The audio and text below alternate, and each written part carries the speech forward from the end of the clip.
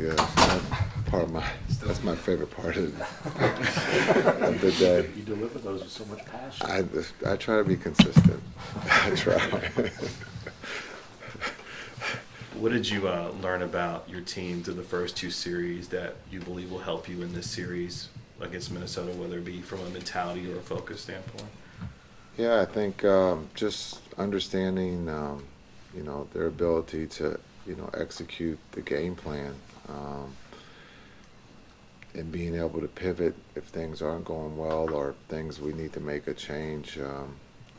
Just understanding that group can make that change on the run. Understanding that we've been down in the sense of 30-some points to come back to take a lead, to be down 16 at half in Game 6, and to work the game to still believe that we can win. And so there's a lot of trust, a lot of belief in one another, and I think it's a fun group to be around. Jason, when the younger guys go in, they seem to just have so much confidence and kind of rise to the pressure. Who is the veteran presence that's really pouring into them and kind of helping them through this process? Yeah, I think when you look at Markeith and Kai, those are the two vets that have really used their voice to help the younger guys. Then the younger guys give them credit to listening and absorbing that information and being able to use it in the games and days off, being able to, to listen. A lot of times we can say we're listening, but I really, believe that those younger guys are listening to Keith and to Kai. Does the heart of this team remind you of the 22 team? That's a good question. Two different teams. Totally. They're different in a lot of ways. And so heart is probably different too. This team is probably a little bit more talented than that first group, and that's not being negative but this group has a lot of talent. How do you think Luke is different now from 2 years ago? Well, yeah, led the league in scoring. He was probably on the cusp of being one of the best players in the world then, but now he's one of the best players in the world. He's older. His maturity, he's seen every defense, the double teams, so being able to use his experience here, I think, again, the experience going through the last couple years, understanding 22 and then last year, and then now being able to use those 2 years to get where we are today. Yeah, I think so. I think he's different in that way. And then he's worked on his game, and he's gotten better. Coach, I don't know if you've seen this over the years, but Karl Anthony Towns has been pretty public in his belief that he thinks he's the best shooting big man in NBA history. That topic is a pretty sensitive one for us around here. You played with a pretty good one. Yeah. Do you agree with Karl Anthony Towns on that?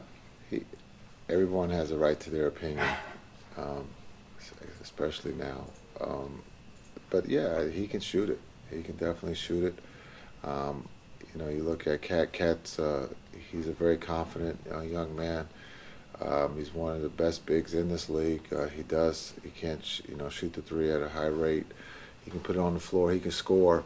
And so, I think he could be one of the top big men shooting. Dirk was one of the first to start that. So I think Dirk would definitely have something to say. But I think Dirk opened the door for a lot of the bigs to become shooters. And so is Cat the best big man shooter? Only time will tell. We'll see. It's still early. Coach, I guess going off that to an extent, how much of an impact do you think it has on the current team to have Dirk come to games and just kind of be around the team? It's great. You're talking about the best player to ever play or put on a Mavs jersey. We get to drive by that statue every home game. So it's great that he when he's in town to be able to come to the games and hang out. Yeah, that's. I don't know what else I can say. Well, do you think it gives some of the younger guys maybe extra motivation to see a legend like Dirk sitting there watching them? That's a question for them. They might not know who he is, so unless he stands up, yeah, that's a question for them. Dirk is a special human being, and it's great for him to be around the Mavs, and hopefully he's around the Mavs a little bit more as we go forward.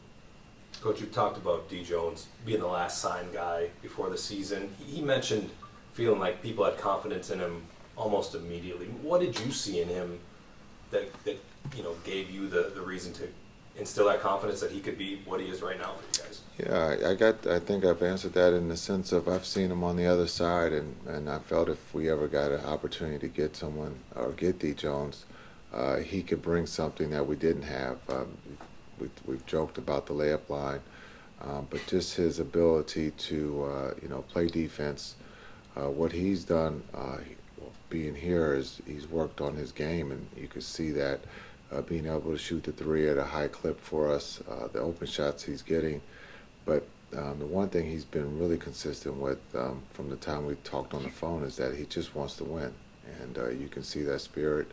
And as a teammate, start or come off the bench, he's going to give everything he has, and that's pretty cool. How do you guys avoid a slow start in game one? Obviously, you've had another day of rest, and you've joked about it in terms of what that means for you guys in terms of play on the court. How do you guys avoid that and hopefully try to take the crowd out of it in Minnesota in game one? We're going to try our best not to have a slow start. Game ones have always been a struggle for us, so hopefully we can turn that around in this series. We'll get an opportunity tomorrow night. But playing in Minnesota is a tough place to play. The crowd is on top of you. It's a great atmosphere, and they got a really good team, and they're well coached. So we got our work cut out, but we definitely know that we've gotten off to slow starts in series. So we want to try to change that tomorrow. Coach, there's a photo of you guarding Kyrie in Cleveland in his early years, and now you coaching him. So from a player to a coach perspective, what is it like to see Kyrie have the success as a Dallas Maverick? It's great to see him have the success here in Dallas. I'm very fortunate to have a talented player like him to be able to coach. I haven't seen that photo, but I probably stopped him. Some hand check. No, yeah, the hand check probably fouled him. I got the benefit of the call, or he probably did score. Who knows? But yeah, I don't know if I was guarding him. I was probably around him. But it's great to be with him. I've gotten to know him before this, and so it's great to see him flourish the way that we thought he could. And he's again one of our leaders. He's one of the calming influences on the team and in that locker room, and we're going to need that in this series. When you play game to game, two good defenses, the physicality, the way it's reffed, how quickly do you communicate to players, hey, they're calling it tighter right now? Do you feel that in game? Is that something you talk about when you see the refs come out? Do you not worry about it? Like, how do you approach that, especially in a series with two great defensive teams? Yeah, you got to understand how it's going to be called. You look at who's refereeing, and then you look at the first 4 or 5 minutes of how things are going. PJ has picked up 2 quick fouls here. We got to we've talked about that. We got to make sure that he doesn't do that in this series. But you do have to be able to pivot. If the game is going to be physical and they're going to let you be physical, then you got to be consistent in that area. If not, we got to move our feet and make sure that we're not in foul trouble. And again, Minnesota's going to put a lot of pressure on your defense, and so we'll see how the game's being officiated. If it's physical, we're good with that. If it's not physical, then we're good with that too. But we're going to find out very quickly in the first 3 or 4 minutes how the game's being officiated.